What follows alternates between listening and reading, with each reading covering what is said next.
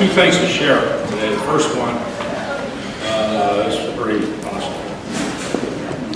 I think on Tuesday, I was over at Henry G's house, and I asked Henry if I could borrow a book. It was written by Cindy Neal. Her dad was 487th and very good friends with Henry. The title was 487th Bomb Group, Gentleman from Hell. It was 24 December 44 mission. If you remember, that's the mission where we sent the largest Arab armada ever. 3,000 aircraft, 2,000 Richard bombers. Well, yesterday morning, I'm kind of honking my horn. I was on Facebook. I took a picture of the cover. I posted it on the 487th Facebook page. Within minutes, I got feedback. The most interesting one was a lady by the name of Judy Gamboa. She said her dad was Quentin Jeffers. I'll get back to him in just a second. Now, Henry, as you probably know, because we've heard this story before, General Castle was leading that mission, and Henry's aircraft was just off his left wing and behind him. And he saw the general's plane fall out of formation, and they pulled out after being hit by ME-109s, and then they got into some serious trouble. The general could barely keep control of the aircraft, but it did long enough for 5 of his crew to bail out. 4 of them survived. Right about that time, I guess the fuel in the wing, one of the wings of that aircraft, blew up, knocking more than half the wing off, and it flipped over, and everybody perished. Well, this lady, Julie Gamboa, told me that her dad, Quentin, was the top turret gunner on the general's aircraft. He was one of the survivors. And he's no longer with us. She posted a picture from his city. Circa 2007, he was over in France, probably making a farewell tour. Now, I'm in the process of trying to establish more immediate contact with her, email, telephone. And hopefully that'll happen. When it does, if it does, I'll share it with you all. Now, second, she also posted something else. It was a link to a story that was very detailed about General Castle's plane and everything that happened, to include 2 of the aircraft that were accompanying him. And one of them, the tail number was 830028. Does that ring a bell, Henry? Yes, it does. Okay, that was Henry's plane. Well, anyhow, I was poking around the internet as I usually do. I get admonished by Marie for doing that too much. But anyhow, excuse me, I found a photograph of an aircraft in flight going through a flak field. And it was taken from the aircraft off this other one's left wing. And by the angle,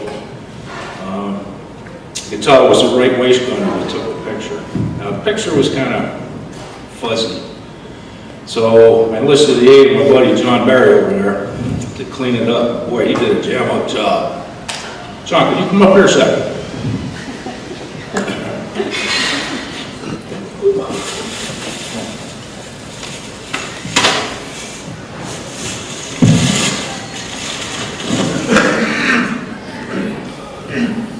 I was pretty certain that I could identify that tail number, but I wasn't quite sure, so John cleaned it up.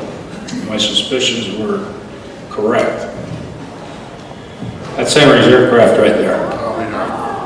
And he might well be Henry, hold up, Henry, stay there. John, come over. Come to you.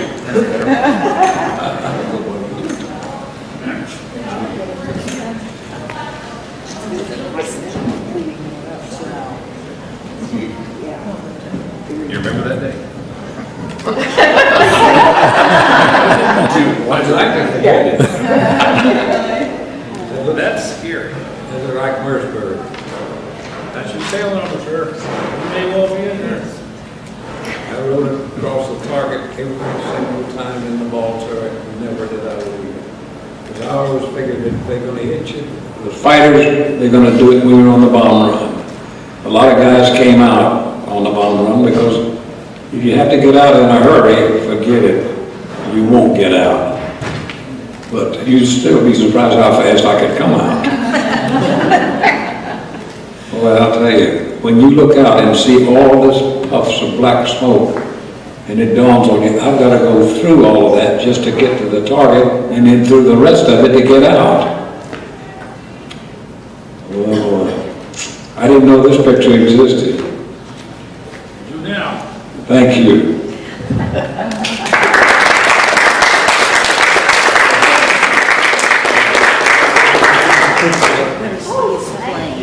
Okay, we have some extra raffle prizes today. I have a bunch of,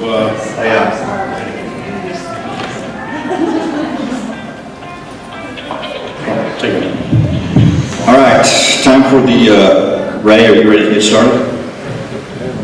All right, I have something I have to read here for Ray. So as soon as you're ready, you say the word. Ready? Okay, ready, set, go. Ray is the son of Captain Raymond R.B. Fordyce, who served as the head of the photographic section of the 385th Bombardment Group, 8th Air Force, based in Great Ashfield, England during World War II. He recalls as a child hearing stories of the monumental events that occurred during the war. By the way, he never met his father until he was 2 years old, and he considers himself to be one of the lucky ones. Ray developed an appreciation for tactics while a cadet at West Point and has developed strong working knowledge of those employed by both sides during the air war in Europe. Some of that he'll be sharing with us today as he describes the experiences of the men of the 385th. Ray has retired from a career in management with IBM and later Siemens, yes, the German company. He has traveled extensively, 6 continents, 70 countries to date, and holds 3 U.S. patents. Ray was recently elected to the Cobb County Civil Service Board in Metro Atlanta, active in community affairs, animal rescue, and with veterans groups. Ray resides with his wife Nyla, 6 cats, and a dog in Roswell, Georgia. Today's presentation is entitled Contrails of the 385th. It describes the experiences of men of the 385th Bombardment Group, 8th Air Force during World War II, and the contributions they made as part of the Greatest Generation. Ray requests that you hold any questions that might come to mind until the end. As you will find, they often will be answered in the presentation as the presentation unfolds. Ray?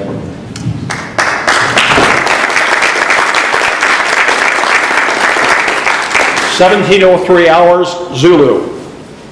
9 July, 1944. We of the 385th Bomb Group today are standing down. We completed our 148th mission yesterday on the 8th of July. I can briefly give you an overview of the success of that mission. Mission 148 was in Conches, France. The target was a munitions depot and a transportation hub. Sunrise was at 0452 hours. The last aircraft departed of 33 aircraft and crew departed at 0529 hours. I'm happy to say that at 1318 hours we recovered the last of 33 aircraft and crew. There were no KIAs, no MIAs.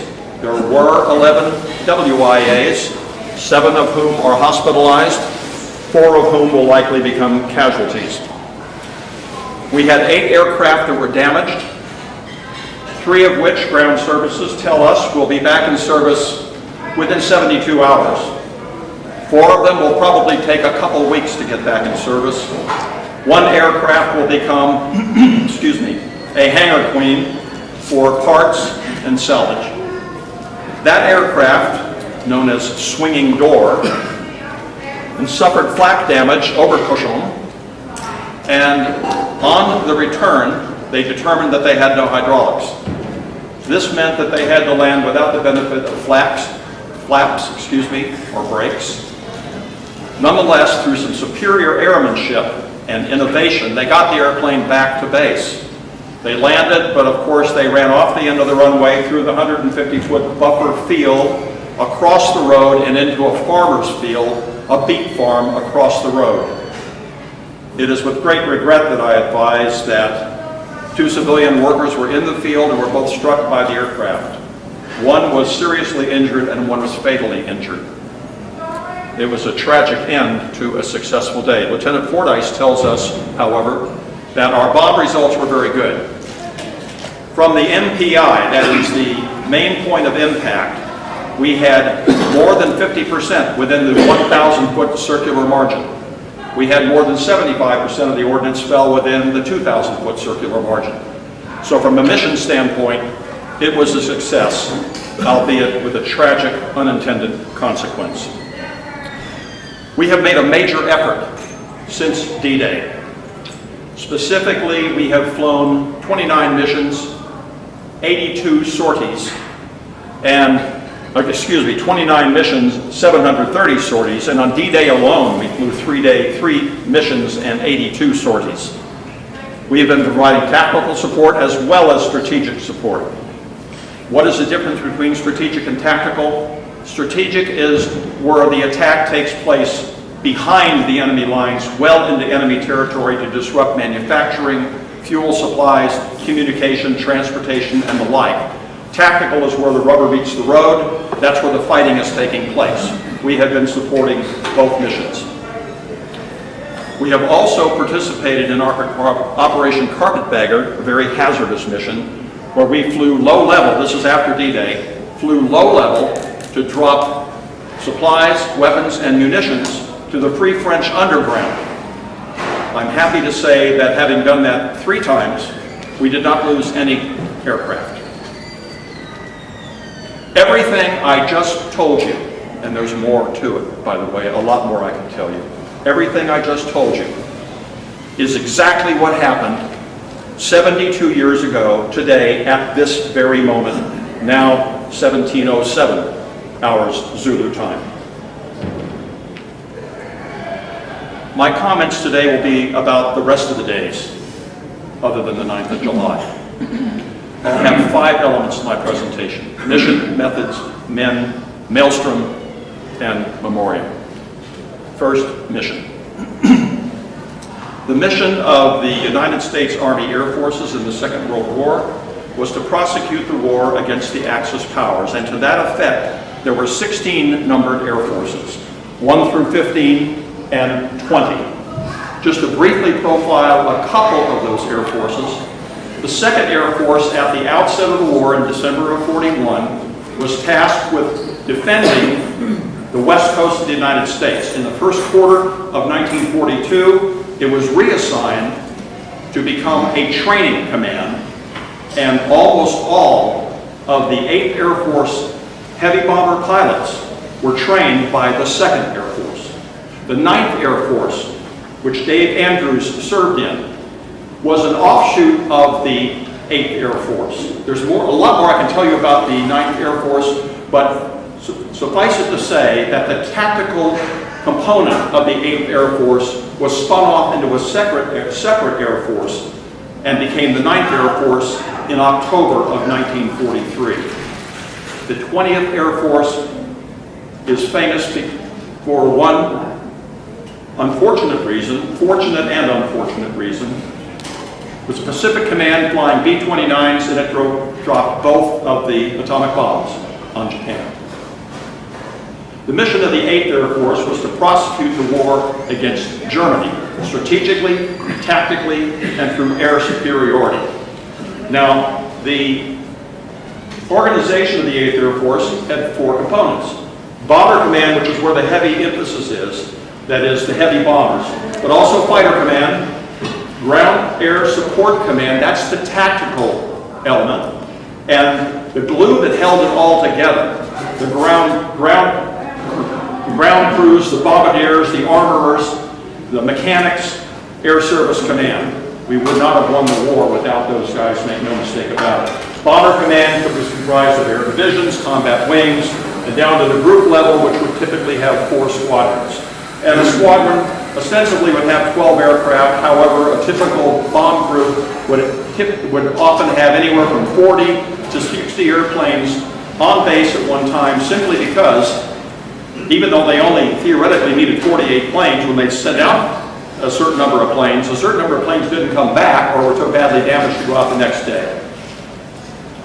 The mission of the 385th Bomb Group was to execute strategic with extreme prejudice. And there were 4 squadrons, as I mentioned, the 548th, the 549th, the 550th, and the 551st. A brief word about the 385th markings. And I want you to notice something when I'm mentioning the markings. Notice the difference between the nose of this airplane and the nose of the airplane at the bottom. That's significant, and I'll tell you a little bit about that in a few minutes. This is a B-17 Model F, that's a Model G. Don't worry about that. I'll tell you what the significance of the difference is. We had the square G markings until June of 1943. Beginning in 1945, in February, when we were transferred from the 4th Combat Wing to the 93rd, our tail markings changed to a red and white checkerboard design. Within hours, one of the pilots I'll mention to you in a few minutes, Hi-Ho Silver was his name, he quickly nicknamed the 385th the Purina Squadron after the pet food company. Within a week, that's what we were known in the 8th Air Force. Methods. The strategic method was precision daylight bombing. There were 2 instruments for that mission. B-17 and the B-24. Each of these were excellent aircraft. Each of them had attributes that were different than the other. Those attributes, to oversimplify, those attributes made the B-17 a better aircraft for the European theater of operation, the ETO, and made the B-24 a better vehicle for the Pacific theater of operations, the PTO. Why? The B-17 employed a wing design known as a Clark wing. It's a very big, fat, thick, wide wing, low-mounted. That enabled the airplane to fly considerably higher than the B-24. The B-17 had a service ceiling of around 33,000 feet, which was between 6,000 and 7,000 feet higher than the B-24's service ceiling. Why? The B-24 employed a different kind of wing called the Davis wing, a very advanced wing design, slender, and very long, and very fragile. But it enabled it to fly quite a bit faster, typically about 40 miles an hour faster, or so, or maybe a little bit more than the B-17. It could fly further, it could carry a bigger bomb load. All of these things worked well in the Pacific, better than they did in the European theater. One other thing I will mention about the B-17, and the veterans here know this. In the parlance of the 8th Air Force at that time, they referred to the B-17 as, and this is a direct quote, a more robust aircraft. They could come back with half their tail. You've seen pictures with half the fuselage cut in half, wings shot to pieces. Those just weren't doable in the B-24. Also, you never wanted to ditch the B-24 for a couple of reasons. Number one, the wings are high, which meant your fuselage gets first, and if you don't cartwheel, the bomb bays tended to get ripped off, and the plane would break in half and it would sink very quickly. The B-17, on the other hand, there are documented cases when B-17s ditched in the English Channel. This happened frequently. B-17s ditched, and they had to send out P-51s the next day to shoot them to sink them, because they were still floating. Big fat wing, it was like a skipping stone, and they often would stay. I have photographs that were taken at the 385th. I don't have them with me today, but I have them. Of flight crews standing on the wing waiting for air sea rescue on the wing of an aircraft that's ditched. Amazing airplane. Tactically, we had 4 aircraft. Douglas built the A-20 Havoc, Dave Andrews, the A-26 Invader, Dave Andrews, North American B-25 Mitchell, famous for the attack on Tokyo from the aircraft carrier Hornet at the beginning of the war, the B-26 Marauder. This is an A-20 right here, the smallest of the tactical aircraft. That's the B-26 Martin Marauder, and that is the largest of the tactical aircraft. And as I mentioned, the tactical component moved and became the 9th Air Force beginning in October of 1943. There was still a tactical component to the 8th Air Force, but it was primarily for reconnaissance and that type of thing. And then for air superiority, the mission was to support strategic and tactical, and there were 3 aircraft, primarily the P-38, the P-47, and the Cadillac of the Skies, the P-51. Each of these aircraft had really unique characteristics. Excuse me. The P-38 could fly higher at 44,000 feet service ceiling, could fly higher than any aircraft of any combatant on any side, friend or foe, in the war. It could, at service ceiling of 44,000 feet. The Mustang and the P-47 both had service ceilings in 41, 42,000 feet range, and they were among the highest as well. The P-38 was nicknamed by the Luftwaffe as Der Gabelschwanz-Stefan, Der Gabelschwanz-Stefan, the fork-tailed devil. It could almost always attack its enemy from above. There's a lot more I can tell you about the P-38 and some of the issues that it had, but we want to get out of here while we're all young. The P-47, an extremely versatile aircraft, heaviest fighter probably on any side in the war, very fast, excellent in a dogfight, did not have a long range. It did provide escort duties, but couldn't go the distance of the P-38 or the P-47, or the P-51, excuse me.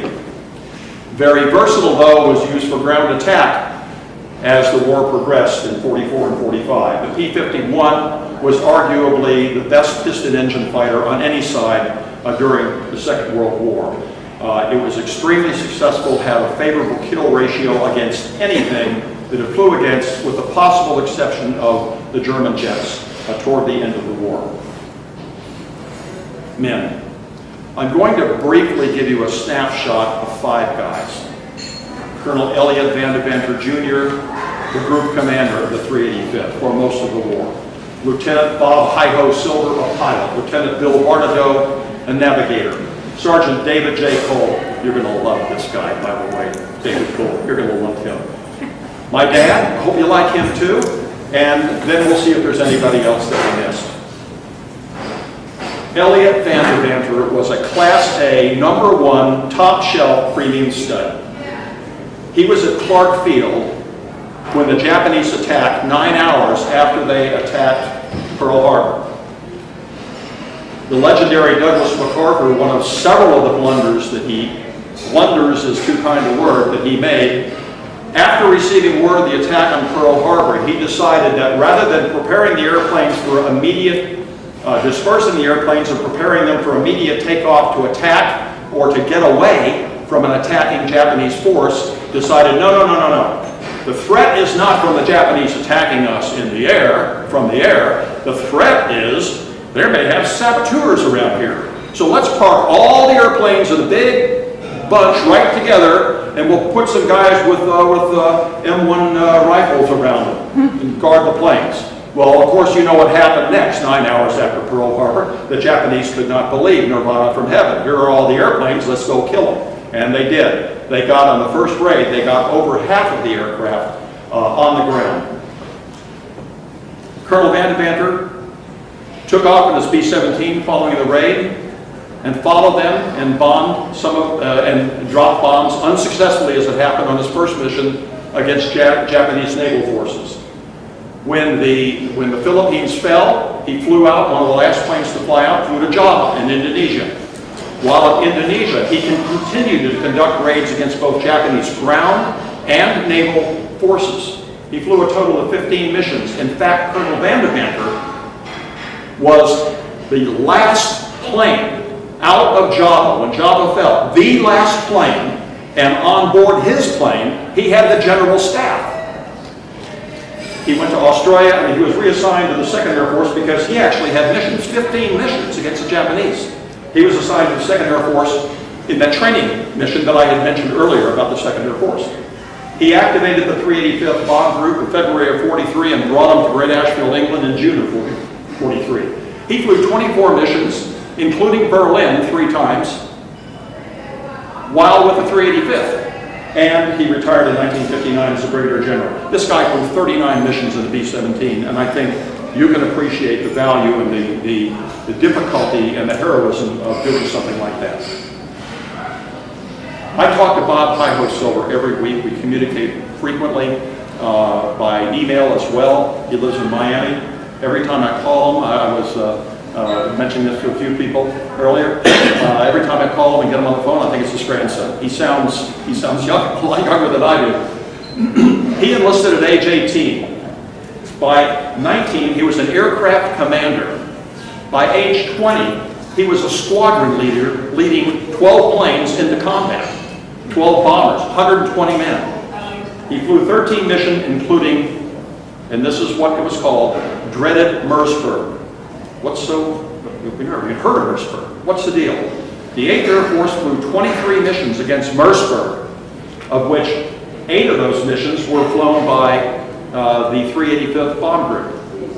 What's the deal about Merseburg? Merseburg had twice as many anti-aircraft batteries surrounding it than did Berlin. Twice as much as Berlin. Why? Because Merseburg was the Houston of Germany. It's where the center of their petroleum and lubricant and artificial fuel and lubricant manufacturing and development was. That's why we were trying to deprive successfully the Germans of their ability to fuel their war machine. He was back at the University of Michigan before he was 21 years old. These guys grew up fast. Bill Barnado embodies the American. This is another gentleman that I speak to on a weekly basis. I visited with him last month in Huntsville, Alabama. He pre-enlisted immediately upon high school graduation. He forewent his college scholarship when he was called up. He served as a navigator with the 385th, and he came back after the war and graduated from Georgia Tech. What is makes me very proud about this guy, this is a picture at the War Memorial Museum in Huntsville. He's on the board with the museum. He established a briefing room mimicking the 385th briefing room. There's a lot of the 385th memorabilia around. And he would give lectures showing missions, actual missions. Every high school in Huntsville, Alabama has brought classes to hear his lecture. This picture was taken 3 years ago. He has, within the last year, stopped giving lectures as a result of failing health. But this guy truly embodies the American spirit. I told you you're going to like this guy. He was a taxi driver in Portland, Oregon. He served with Army artillery in World War I, and he re-enlisted at the age of 48 years. He was a staff sergeant, and he was a tail gunner with the 385th. Can you imagine? He's going to go back and get it done for sure this time. And this is my dad. My dad was a nationally recognized college athlete, All-American in football and nationally recognized in both track and baseball. He enlisted upon college graduation, and the day that he graduated from college and enlisted the same day was very auspicious in terms of the war. He graduated on June 6, 1942. On June 6, 1942, half a world away, in the Pacific, near an unheard of island called Midway, courtesy of the United States Navy, the Akagi, the Kaga, and the Hiryu, 3 of the 4 Japanese supercarriers went to the bottom of the Pacific. The Hiryu took Admiral Kondo with it as a result of a direct hit on its superstructure by one of these dauntless dive bombers. The following day, The Soryu had gotten away with Admiral Nagumo. Not on the 7th. The 7th, the Navy caught up with him too and sent the Soryu to the bottom. Admiral Nagumo elected to go down with the ship. So 2 of the 3 Japanese admirals were lost at Midway, and Nagumo, the one that went down with the Soryu the next day, he was considered to be the best tactician, naval tactician the Japanese had. A very auspicious day. My dad headed the, not Nagumo, or by the way, my dad headed the photographic section. He served from August of 1942 to August 1st of 1942 to November 30 of 1945. After the war, he was assigned to the occupation force. I never met my dad until I was 2 years and 2 months old. He was successful in business and politics. If you ever go to the White House and you see a picture of President Eisenhower, or you see a picture of Vice President Nixon, or a picture of then Senator Kennedy, you'll see my dad's name on it. He also went back to sports after the war. He was pitching in softball leagues. I love this. He loved the sport so much. And by the way, this number is from a Miami Herald article, photo article that they had on him some years ago. And I have it framed on my wall in our sitting room near our master bedroom. He loved the game so much. There were multiple leagues. He pitched for multiple teams on different leagues. One of the leagues, and I love this, I still have the jersey. He was the son of a Baptist preacher. My mother was Catholic. By the way, these are his dog tags. And if you look closely, you'll see a St. Christopher medal hanging here. Okay? Catholic, Baptist, he kind of is getting all the bases covered here. One of the teams he pitched for was the Greek Orthodox temple, St. Sophia. Now, St. Sophia had the best uniforms of any of the league teams. They were royal blue, white pants, blue stripe, white sleeves with blue stripes on them. And they always had the player's name on the back of it. But they thought, if you have got a ringer, you can't put Fordyce on the back of the thing. And I still have the jacket. Fordyce is what it says on the back of his jersey. Did we miss anybody? Of course we did. Anne Haywood Gordon, also known as Haybag Annie. Anne was a British volunteer to the American Red Cross at Great Asheville. She was an artist by trade, and she would paint the backs of the guys' jackets.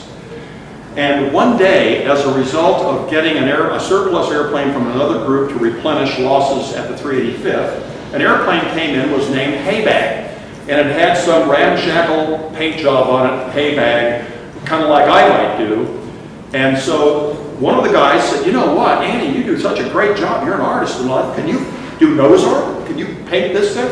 And she said, "Well, sure." And so she went out and she went ahead and painted on there, and they said, "We're going to rename the plane right now. We're going to call it Haybag Annie." And of course, that became her nickname almost immediately. Did we still miss anybody? Of course we did. The women behind the men just did an unbelievable job during the Second World War. My mother, when she was carrying me 3 days a week in Chicago, Illinois, from a Park Ridge, a suburb, would ride an hour and a quarter in several buses to get to a metal recycling plant to do her duty as a volunteer. After I was born, after a period of time, she took another job as a volunteer at another location closer where she could actually take me with her. It wasn't just Rosie the Riveter. There was so many more. And I will submit to you something that you have heard the term and perhaps read the book, and if you haven't, you should. The greatest generation. You've heard that term. What made this the greatest generation? Was it the bravery of men like this? That's part of it. But we've had brave men in every war, and women, in every war, represented in this room, other wars. In my opinion, and what I inferred from Tom Brokaw's book, The Greatest Generation, is this. In every war we have been in, there was division. The American Revolution, you know, half wanted to be loyalists, and half wanted to be, you know, have their own country. In the Civil War, obviously, there was a great division. In the First World War, depending upon the historian, 40 to 60% of the Americans did not want to get involved. In the Korean War, certainly in the Vietnam War, and in the more recent Middle East wars, there's always been a huge division. In World War II, that was not the case. We were all in. We were all in. And that's why I believe it's the greatest generation. Great Ashfield. That's the airdrome. It was originally an airdrome for the First World War for the British. Now you've seen these three trees in some of the pictures earlier in the background. There's a reason for that. These are very symbolic to the men of Great Ashfield. And by the way, I want you to know, it took me a long time to find out what kind of trees they were. And all the time, the answer was right in front of me, and I got the answer from Bill Varlado, that's one of the navigator in Huntsville I told you about. And he said, Ray, the answer's right in front of you. What's the name of the field? Great Ash Field. Oh, okay. They're ash trees, folks. Ash field. Named because there are all these ash trees. The rest of the area was flat. These trees were clearly visible from miles away from the air, and when the air crews would see these, they knew they were back. This is a blueprint of the field, and this is what it actually looked like from the air during the war. If you look very carefully, you can see little X's around here in these dispersal areas. Those are B-17s, dispersed. Because Great Ashfield was attacked actually 4 times by German bombers. And with some success on the German side, but never great success. When the men did not have a mission, they'd be in the non-commissioned officers club, they'd maybe catch a little ragtime, or maybe they'd listen to Lord Haw-Haw. Lord Haw-Haw was a propaganda broadcaster from Germany. Interesting guy with a unhappy ending for this interesting guy. His name was William Joyce. He was an American who migrated to Ireland and became sympathetic to the Nazi cause. In fact, he was with the National Socialist group in Ireland. As the war progressed, as the war began, I should say, the British were closing in and rounding up all these Nazi sympathizers. He escaped to Spain, made his way to Germany. Turns out he had a knack for broadcasting, so they would put him on the air and broadcast propaganda. He had a very kind of a sing-songy musical voice, and I will try to duplicate it, how he started his program. I'll try to duplicate it a little bit. And I've been told it's pretty close by some of the guys, and maybe you gentlemen will verify or shoot me down, which is okay too. He would start the broadcast like this. Germany calling. Germany calling. Is that pretty close? And then he would say, well, you boys tried to hit Schweinfurt today. Boy, that was a bad idea, wasn't it? Oh, it was a very bad idea. And so there would be propaganda. And there were sometimes nuggets of truth. For example, and the crews listened to it. Here's why. Well, you boys in the 389th, you're wondering what happened to Cracker Jack, aren't you? Well, let me tell you, Lieutenant Gallagher, serial number 123456789, wants to say hello to his folks in Metairie, Louisiana, and we have 6 of his crew members being kept company by the Wehrmacht at this moment. A few of the guys just didn't make it. That was accurate. And so the guys would listen and sometimes find out what happened to one of their squadron mates or group mates. And this had an effect upon the information that the British and the American command began to disseminate to the flyers. They began to tell them more about what was actually happening. Sometimes they get out in the sun. That's my dad in London toward the end of the war. This is one of his actual bus tickets that I superimposed. And you see this guy right here about to cream somebody, and you see that guy right there? That's my dad. My dad had a very funny gait when he ran. He ran at kind of a funny angle, but he was fast. And a lot of times when the squadrons would, when the group would be down, the squadrons would have a, inter-squad inter-squadron games. Invariably, and I was told it was the 548 was notorious for this, they would always have somebody who couldn't play that day, and so they needed somebody to volunteer from the headquarters, and of course, they always wanted my dad to volunteer to be on their team. And of course, they would dream of the girls back home. This is a picture of my mother. If you can't read the caption down there, it says, "Your gal Friday," and other days too. That was actually a picture she sent to him while he was in theater. This is a letter to him written on November 23rd, 43, lamenting the fact that he hasn't heard from her for weeks. Sometimes 10 days, 2 weeks would go by, and then some days he would get 8 letters the same day. 8 letters actually was a number that happened several times, he told me. Now, when letters would go back out, they had to be censored. So I want you to look closely at this particular envelope. The way it would work is a censoring officer would sign it that it was okay, sign the outside of the envelope, and it would be stamped over signature. Now look closely. This is a debt addressed to Mrs. Raymond B. Fordyce. It's from Lieutenant Raymond B. Fordyce. If you look carefully at the signature, it was censored by Lieutenant R.B. Fordyce. So he has sort of learned how to game the system here. So the men there were dreaming of the girl back home, or not.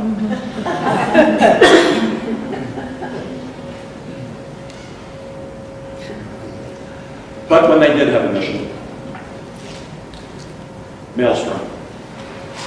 Now, missions didn't just happen.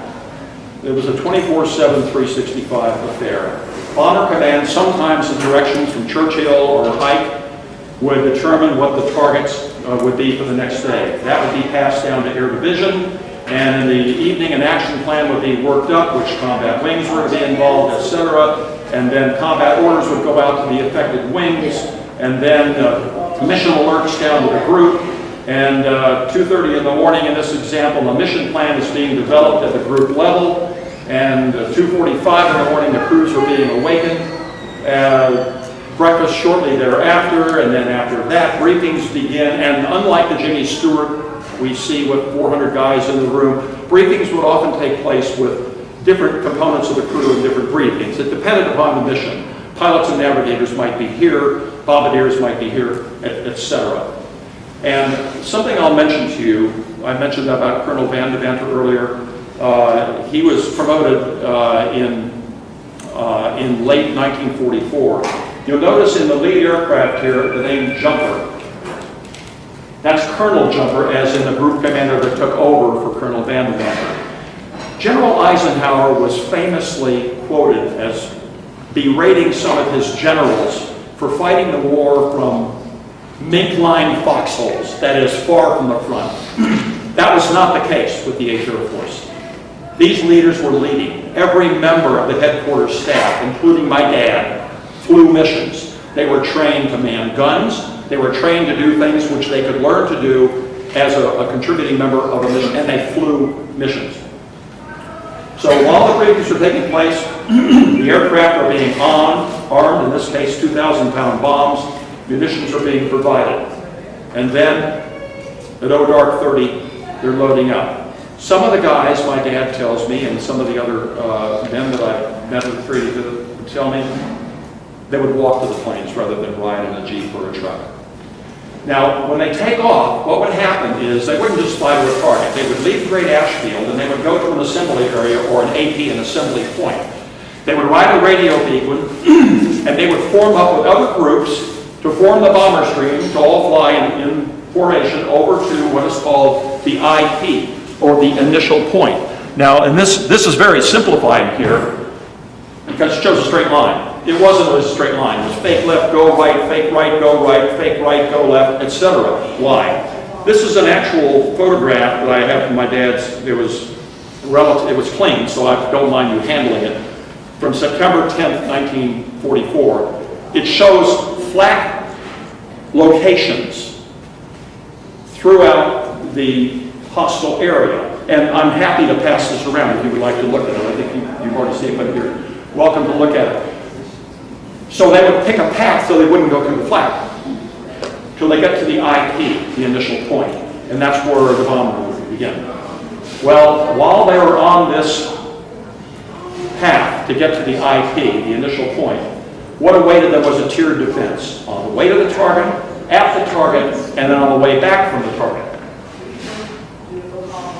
On the way to the target, what they encountered was the Luftwaffe. That's a Messerschmitt Bf-109, that's a Focke-Wulf 190. Most of you folks know what they are. And they were a very, very effective aircraft. A question I would certainly invite when I'm done would be, why did they have 20mm cannons, which were very heavy, but incredibly powerful? And our planes, our fighters, had 50 caliber machine guns, which were much smaller. About 3 pounds of weight with a 3-second burst versus about 20 pounds of weight with a 3-second burst, comparing the two types of weapons. Why were there these differences? Late in the war, we began to see, and this is an answer to your question, we began to see not only the Messerschmitt 262 jet, which was produced in the numbers of about 1,500, but the Henkel HE-162, which was a very high-performance aircraft, very light aircraft, the Volksjäger. And the Volksjäger it means in German, it means people's hunter, a very lightweight jet aircraft. And then in the upper left, that's the Messerschmitt 163 Comet with a K. The Comet was the world's first production rocket-powered aircraft. It had a typical maximum speed of about 600 miles per hour, but it only had a 10-minute endurance. It was rocket-powered. It could only fly for 10 minutes. But that was a lot because it could take off, and at takeoff, it could climb to 10,000 feet in 1 minute, and from 10,000 feet on, it could climb at a rate of 30,000 feet per minute. Think about that. So it could get up to the bomber formation in less than 2 minutes, and it was powerfully armed. Fortunately, we didn't see many of them, but we didn't shoot many down. Some of them shot themselves down. That's a different story. On the way in, they would encounter the Luftwaffe. Remember earlier I was talking to you about the difference between those two planes, the noses of the two planes? Notice in this picture, this airplane, this Focke-Wulf, is coming in at the B-17 from the front. I'll tell you why that is. The picture down here you see is actually from a Luftwaffe training document. The Luftwaffe had an endearing name for the B-17. Der Stachelschwein. Der Stachelschwein. The porcupine. And they referred to the B-17 box formation as being ein Stachelschweinwelt, ein Stachelschweinwelt, a porcupine forest. Why?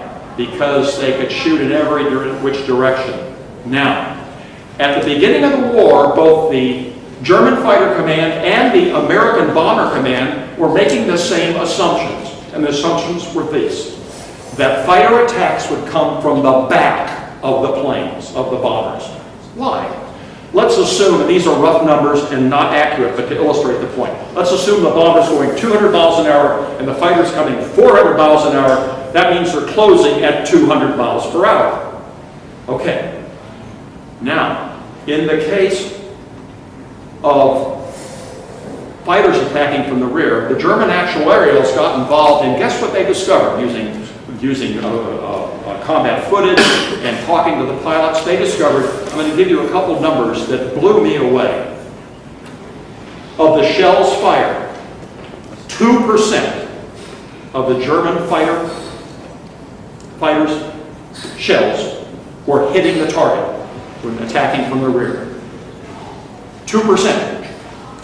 And I can tell you about the number of shells they carried and all that. On average, it would take 20 shells to hit a B-17 from the rear. And by the way, they always use the B-17 as the bogey, because if they could shoot it down, they could shoot anything else down. It could mean it could take several fighters. Now, sometimes one fighter would shoot down a B-17. It would, no doubt about it.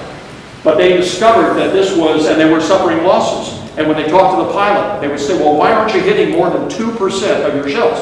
And they would say, you have no idea what it's like there. Here in my windscreen, what have I got? I've got all this stuff shooting at me from every direction. This defensive box formation is giving a lot of B-17s the avenues to fire at the incoming fighters. So they figured out, let's go from the front. And here's why. 20 shells from the rear, from 2 to a maximum of 5 shells hitting from the front. Yes, you only have a half a second to line it up and shoot, but the point here is that it was much more devastating from the front, and that is what they began to do. At the target, they were, oh pardon me, on the 7th of April 1945, something that had never happened before in the European theater, 180 specially modified Messerschmitt fighter aircraft were ordered to ram B-17s. 15 actually affected it. 8 of the B-17s lost all of their men, lost all 80 of their men. The other 15, some made it back, some crash landed, but without a total loss of life. That was the only day they ever did it, and yes, the 385th did lose one aircraft with 10 men, and all 10 men.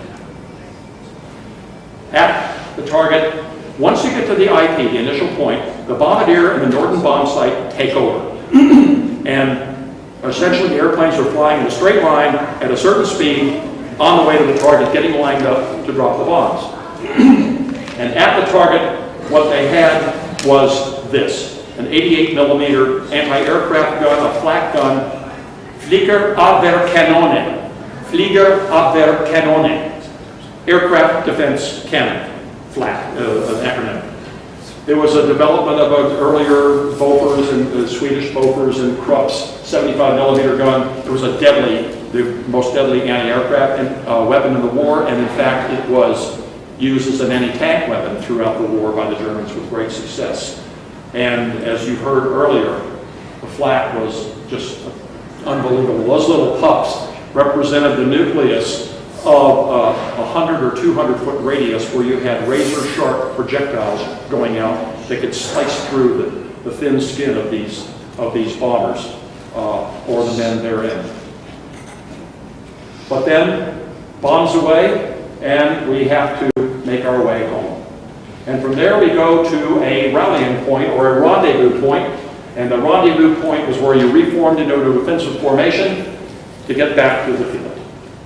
On the way home, of course, you again had a lot of company from the Luftwaffe. You see in this picture down the lower right, you see one of the Purina squadron, but there's another squadron. Often strays would come back. They get out of formation, they come back to be safe with the formation. And the crews are waiting for them back there. These are examples of what a 20 millimeter or 30 millimeter or even a 50 millimeter shell could do to the front of a B-17 upon its return. A debriefing takes place, and after the debriefing, the information goes back up, all the way back up to Bomber Command. We start all over again. During the first year, the 8th Air Force was in Europe from August of 42 to August of 43. Those are the targets that were hit. Memoriam. This is a supreme effort by the 385th. On 2 occasions, every month, the 8th Air Force would designate the heavy bomber group that was the most accurate, that is, within this circular margin, this margin here, if you will. The 385th received the designation twice. No other group received it more than twice. Many received it, not all, but the 385th got it twice. Best photographic assessment, a number of times, that was on a regular basis for the wing division or the 8th Air Force. The 385th was awarded 5 campaign battle stars and the highest U.S. combat award, which was originally called the Distinguished Unit Citation, then the Presidential Unit Citation, not once, but twice. Nearly 300 missions flown, about 1,500 men completed their missions. Over 3,000 people served at Great Ashfield, and about 670 some odd never made it home. And you see some evaded capture and did that. Put it in perspective. Casualties during World War II. Notice the single digits of the Army, the Marines, the Navy, even the U.S. Air Force, United States Army Air Force as a whole. The air crews had a 27% casualty rate. Unbelievably high, much higher than the submarines. On the 12th of July, 1944, 2 aircraft of the 385th collided with the loss of life of all 20 men aboard both planes over Perles in Luxembourg. Today, there stands a fountain in the center of the town square, and there is a museum dedicated to the 385th today in Perles in Luxembourg. In Great Ashfield, this church, All Saints Church, was built in the year 1020 and was rebuilt in 1500. Notice the steps leading to something here. I'll show you that in 2 slides. The window was dedicated in 1992 to the 385th. And you'll notice 385th, you notice the shield. There's a loop here because one of the D-17s in the 385th actually during a mission did a loop accidentally. Thought to be the only time that ever happened. It actually happened a total of 3 times with a couple of other D-17s. This is the plaque that stands outside the church. I'll read it to you briefly. In memoriam of the officers and men of the 385th Bombardment Group U.S. Army Air Forces who gave their lives in the air battle over Europe, this plaque is placed here by the comrades of those men as an everlasting tribute to their heroic sacrifice and unselfish devotion to duty. Like all universities at West Point, we have songs. We have 2 songs that are anthems. One is the Alma Mater, which is ironically based on an old German drinking song written by Friedrich Schumann in 1827. The other is something called The Corps, a poem written by Bishop Shipman, the cadet chaplain, in 1902. It was set to music in 1910. I'm not going to sing you either of these songs, but I will, in closing, recite you a couple verses from The Corps, and I'll change only one word and you'll be able to know what that word is. They are here in ghostly assemblage, the men of the 8th long dead, and our hearts are standing attention while we wait for their passing tread. We, sons of today, we salute you, you sons of an earlier day. We follow close order behind you, where you have pointed the way. That is all. Very good. Thank you.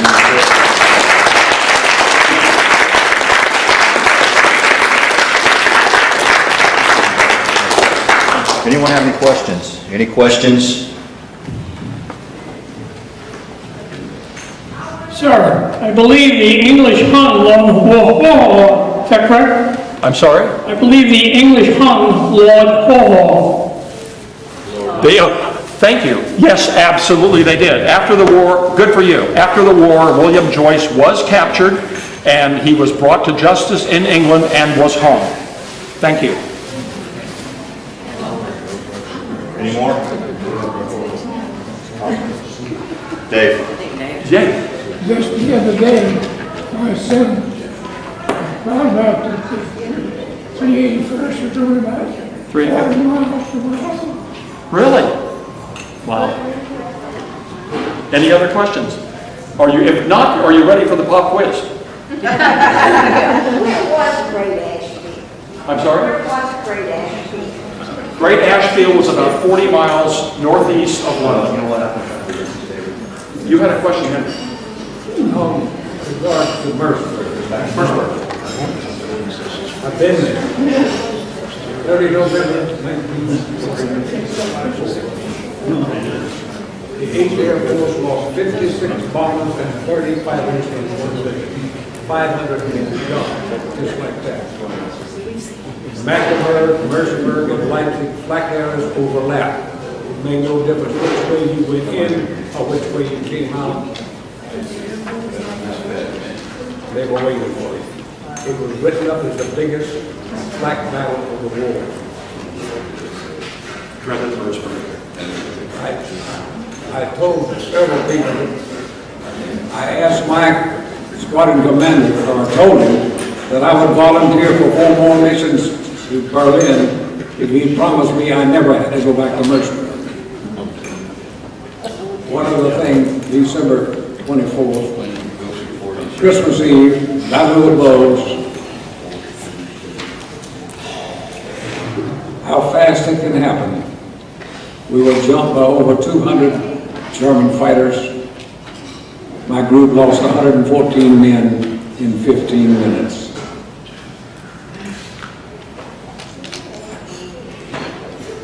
Time really doesn't dull too much.